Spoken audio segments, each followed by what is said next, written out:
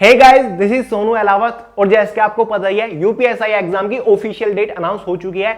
12 नवंबर से लेकर 2 दिसंबर तक आपका एग्जाम चलने वाला है। काफी सारे लोग की डिमांड आ रही थी कि भैया एक लास्ट टाइम स्ट्रेटजी वीडियो लेकर आइए कि कैसे हम इन बचे हुए दिनों में तैयारी करके एग्जाम को हाईएस्ट स्कोर के साथ क्रैक कर सकते हैं।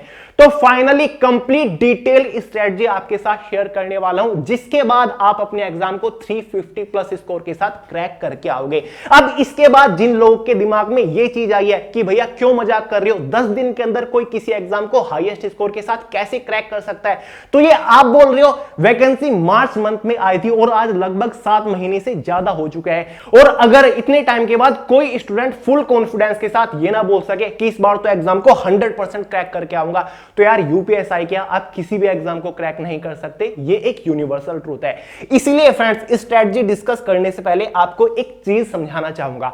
अगर आप रियली में इस एग्जाम को 100% क्रैक करना चाहते हैं तो अभी माइंड में एक गोल सेट कर लीजिए कि इस बार एग्जाम में 350 प्लस स्कोर करके आऊंगा, चाहे कुछ भी हो जाए, एग्जाम को हाईएस्ट स्कोर के साथ ठोक के आऊंगा।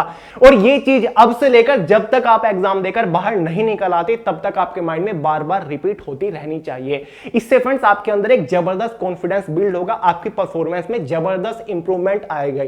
क्योंकि फ्रेंड्स हमारा माइंड ही है जिसके ऊपर सब कुछ टिका हुआ है। हमारी परफॉर्मेंस हमारी माइंड के ऊपर ही डिपेंड करती है।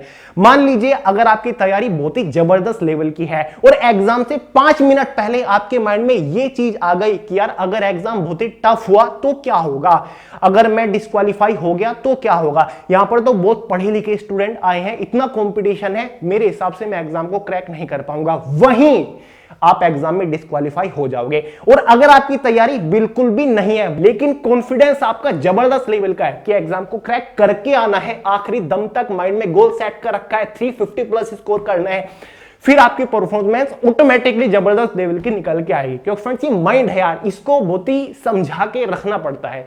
तो यार ये गोल होना चाहिए एग्जाम देने तक कि भाई 30 प्लस ठोक के आनी है, चाहे कुछ भी हो जाए, कॉन्फिडेंस कम नहीं होना चाहिए।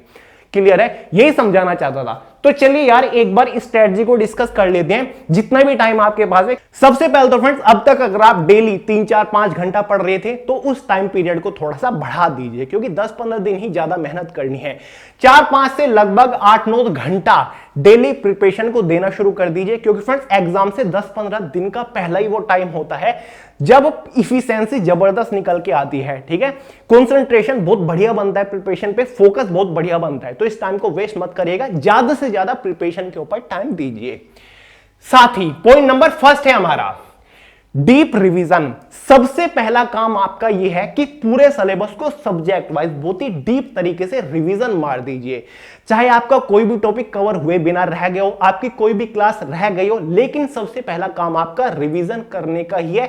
चाहे इसमें 5 दिन लग जाए, 8 दिन लग जाए, 10 दिन लग जाए, लेकिन पूरा सिलेबस आपको फुल कंसंट्रेशन के साथ, फुल फोकस के साथ रिवीजन जरूर करना है, चाहे बाकी सब कुछ छूट जाए। रिवीजन किए बिना एग्जाम में बैठने का कोई फायदा नहीं होगा, ये मैं आपको अपने एक्सपीरियंस से बता रहा हूं। तो रिवीजन करना अभी से शुरू कर दीजिए, ये आपका पहला काम है। फुल कंसंट्रेशन के साथ सिलेबस को रिवाइज मारना है। दूसरा काम आपको क्या करना है, आपको अपने एग्जाम से पहले कम से कम 10 से 12 मॉक टेस्ट के ऊपर काम करना है। मॉक पेपर आपको सोल्व करने हैं।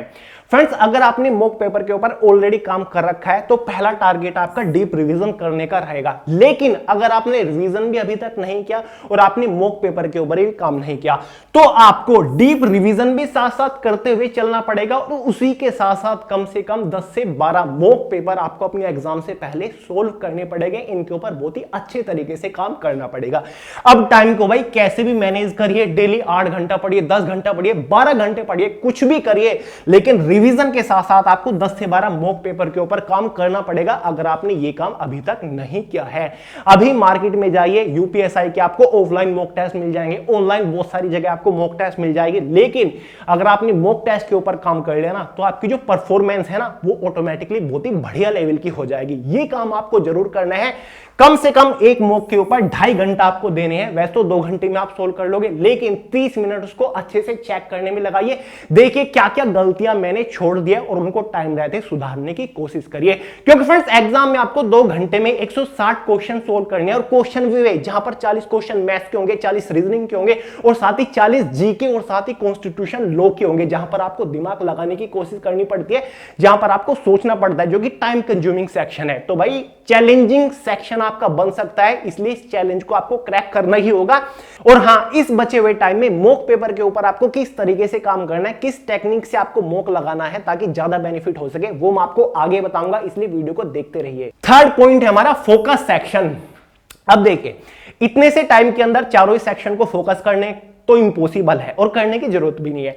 तो बचे हुए टाइम में कौन कौन से सेक्शन, कौन कौन से सब्जेक्ट के ऊपर आपको ज्यादा फोकस करना है, जो कि आपको एग्जाम में हाईएस्ट स्कोर करा के दे सकती है और जो कि थोड़े क्रिटिकल भी है। पहला सेक्शन है हमारा जीके लॉ कॉन्स्टिट्यूशन, इसके ऊपर आपको मैक्सिमम फोकस करना पड़ेगा। दूसरा न्यूमेरिकल एबिलिटी, 40 क्वेश्चन आएंगे, इसके ऊपर फोकस करिए।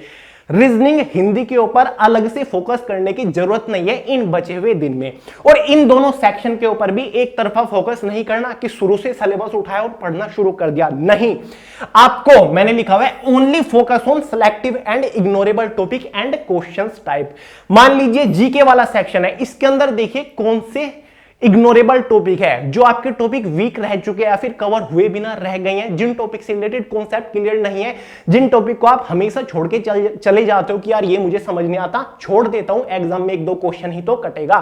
नहीं, उन सभी सेलेक्टेड टॉपिक को उठाइए, उन सभी को कवर करने की कोशिश करिए इन बचे हुए टाइम में। उन टॉपिक से रिलेटेड थ्योरेटिकल पढ़िए, ऑब्जेक्टिव पढ़िए, क्लासेस देखिए, कुछ ही करिए, किसी से पूछिए, लेकिन इनको कवर कर लीजिए। ऐसे ही मैथ्स के अंदर, भले ही मैथ्स के अंदर आपके टॉपिक क्लियर हो रखे हो, आपने प्रॉफिट एंड लॉस पढ़ रखा हो, लेकिन प्रॉफिट एंड लॉस के अंदर कुछ क्वेश्चंस के ऐसे टाइप होंगे जो कि आप सोल्व नहीं कर पाते या फिर बहुत सारा टाइम ले लेते हैं वो क्वेश्चंस आपका। उन सिलेक्टेड क्वेश्चंस के टाइप के अकॉर्डिंग उनको थोड़ा सा फोकस करिए, उनके ऊपर प्रैक्टिस करिए। ये नहीं कि एक तरफा दोनों सेक्शन को फोकस करने लग गए। जैसे कि जीके के अंदर करंट अफेयर को थोड़ा सा अलग से फोकस करिएगा। चैनल के ऊपर दी करंट अफेयर शो की प्लेलिस्ट पढ़िए, अब तक के पूरे साल के करंट अफेयर आपको वहां पर मिल जाएंगे। और साथ ही लास्ट 12 मंथ की करंट अफेयर की बुक परचेज कर लीजिएगा। हमारी ये सभी 12 महीनों के पूरे साल के करंट अफेयर इसमें मेंटेन है।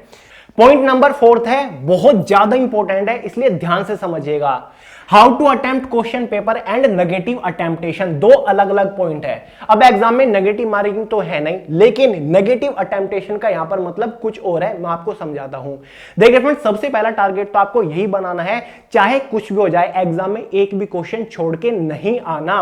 बाद में 4-5 मिनट बचा लीजिएगा, जिससे आप बचे हुए सभी क्वेश्चन को अटेम्प्ट करके आ जाओ, क्योंकि नेगेटिव मार्किंग नहीं है, इसका कुछ ना कुछ बेनिफिट तो उठाना ही चाहिए। अब सभी क्वेश्चन को अटेम्प्ट करके आने का मतलब ये नहीं है कि आप क्वेश्चन पेपर को सोल्व करने बैठे, पहला क्वेश्चन पढ़ा, उसका आंसर आपको पता है, आपने ऑप्शन टिक कर दिया, फिर दूसरा क्वेश्चन पढ़ा, उसके आंसर में आप कंफ्यूज हो, उसका आंसर आपको नहीं पता, लेकिन 2 ऑप्शन के बीच में कंफ्यूजन हो रहा है और आपने उसको भी अटेम्प्ट कर दिया, उसके ऊपर तुक्का मार के आगे बढ़ गए। ऐसा नहीं करना। अगर किसी क्वेश्चन के ऊपर आपको कंफ्यूजन है, ऑप्शन में कंफ्यूजन है कि पहले पढ़ा है, आंसर दिमाग में नहीं आ रहा है, तो उस क्वेश्चन के ऊपर बुक मार्क या फिर टैग क्वेश्चन करके आगे बढ़िएगा, उसके ऊपर तुक्का मत मारिएगा।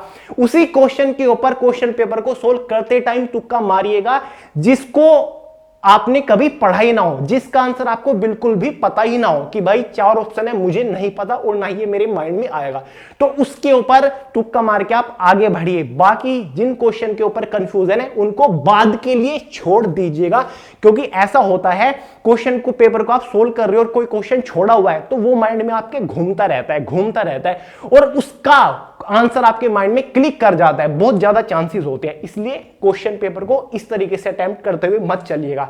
क्लियर है? और सबसे पहले जब आप क्वेश्चन पेपर को सोल्व करना शुरू करो, आपका टारगेट रहना चाहिए कि आपको टाइम बचाना है, जितना ज्यादा हो सके टाइम को बचाते हुए चलिए लास्ट के लिए। लास्ट के लिए टाइम क्यों बचाना है वो आपको बता ही रहा हूं। सबसे पहले तो ये जो टाइमिंग वगैरह मैंने रखी हुई है इसको भूल जाइए, इसको मत देखिए, इधर देखिए क्वेश्चन पेपर को कैसे अटेम्प्ट करें।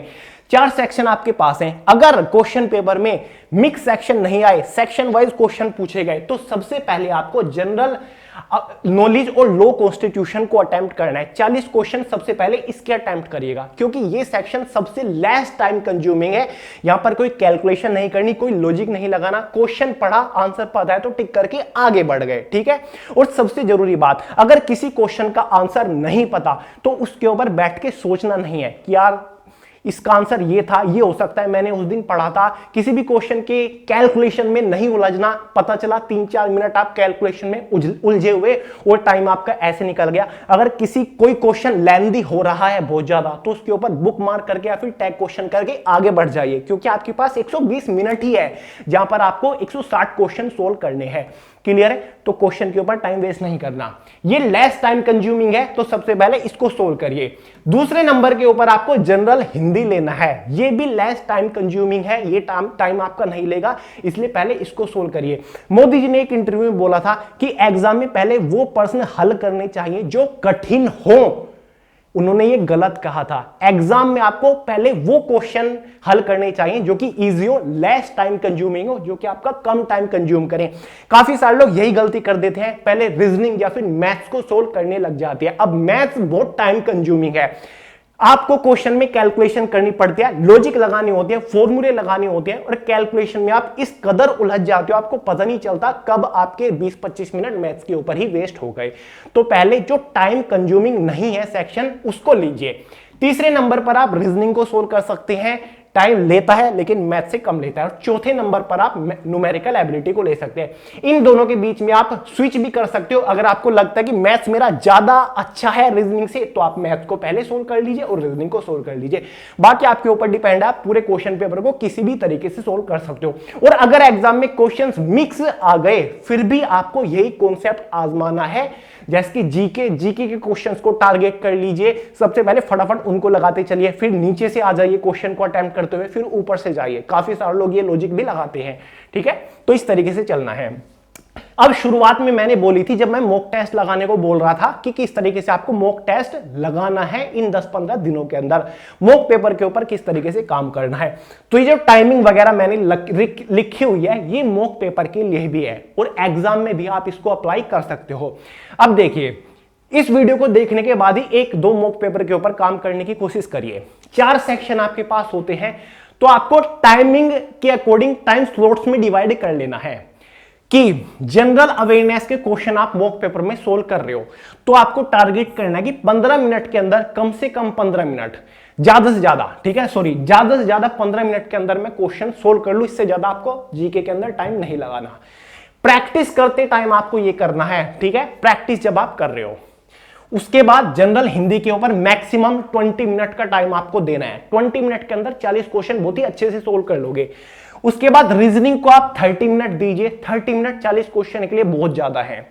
साथ ही लास्ट के 40 मिनट बचते हैं न्यूमेरिकल एबिलिटी, मैथ्स के 40 क्वेश्चन 40 मिनट के अंदर आप आसानी से सोल्व कर लोगे, क्योंकि जरूरी नहीं है सभी क्वेश्चन का आंसर आपको पता है। और जो थोड़ा कैलकुलेटिव क्वेश्चन हो, उसको बुक मार्क करके छोड़ दीजिए बाद के लिए, ठीक है।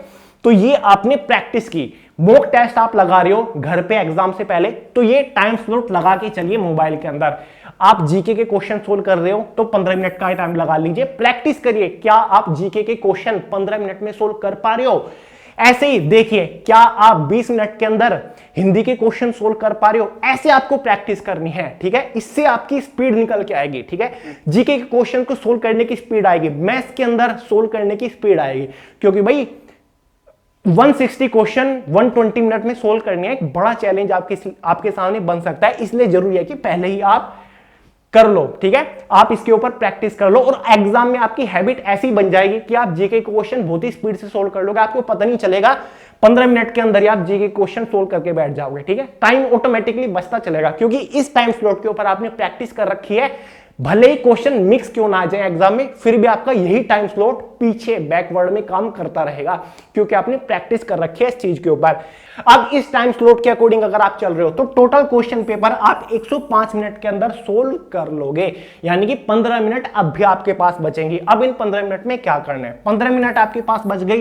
15 मिनट में से हमने 10 मिनट माइनस कर दी रिव्यू के लिए। पूरे क्वेश्चन पेपर को एक बार रिव्यू कर दीजिए। जो जो क्वेश्चन आपने छोड़े थे बाद के लिए, उन क्वेश्चन को अटेम्प्ट करिए। उन क्वेश्चन का आंसर अगर आप ला पाते हैं उन 10 मिनट के अंदर, उनको टिक कर दीजिए।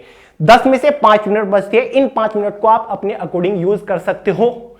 अगर मैथ्स के क्वेश्चन सोल्व नहीं हो पाए तो मैथ्स के अंदर इनको एडजस्ट कर दीजिए, ठीक है। ये 5 मिनट आपको आखिर में बचा के चलनी है, यानी कि पूरा क्वेश्चन पेपर अटेम्प्ट कर लिया आपने, क्वेश्चन पेपर को रिव्यू भी कर लिया, फिर भी आपको ये प्रैक्टिस करते हुए चलना है कि सब कुछ करने के बाद भी मेरे पास आखिर में 5 मिनट बची रहनी चाहिए, ठीक है। ये 5 मिनट बचाने की आपकी कोशिश करनी है, इसलिए प्रैक्टिस करते टाइम भी इस टाइम स्लॉट के अकॉर्डिंग चले, और जब आप क्वेश्चन पेपर को सोल्व कर रहे हो एग्जाम हॉल के अंदर तो भी आपको शुरुआत से ही टाइम को बचाते हुए चलना है, क्वेश्चन पेपर को बहुत ही स्पीड से सोल्व करते हुए चलना है।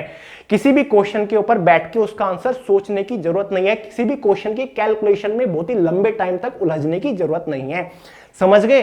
तो भाई ये एक छोटी सी स्ट्रेटजी है मेरी अकॉर्डिंग, क्योंकि मेरा एक्सपीरियंस है 2016 वाला एग्जाम मैंने दिया हुआ है, तब मैं आपको ये बता रहा हूं, ठीक है फ्रेंड्स। और बाकी अगर टॉप स्कोरिंग टॉपिक के ऊपर आपकी कमेंट्स बहुत ज्यादा आती हैं, इंस्टाग्राम के ऊपर आपके डीएम्स आते हैं कि भैया last time top scoring topic बता दीजिए, क्या क्या पढ़ें क्या क्या फोकस करें, तो उसके ऊपर एक प्रॉपर डिटेल वीडियो लेकर आ जाऊंगा। फाइनली ये एक स्ट्रेटजी वीडियो थी, इसके अकॉर्डिंग चलिएगा, बेनिफिट आपको जरूर मिलेगा। देखिए तैयारी सब लोग कर रहे हैं, क्वेश्चन को अटेम्प्ट सब लोग करते हैं, लेकिन अगर आप थोड़ा सा डिसिप्लिन में चले तो डेफिनेटली आपकी परफॉर्मेंस बाकियों के कंपेरिजन में काफी अच्छी देखने को मिलेगी। तो चलिए दोस्तों, वीडियो पसंद आई हो लाइक करिएगा, दोस्तों शेयर करिएगा, चैनल को सब्सक्राइब करना मत भूलिएगा। मिलते हैं अगली वीडियो में बहुत जल्द, तब तक के लिए जय हिंद।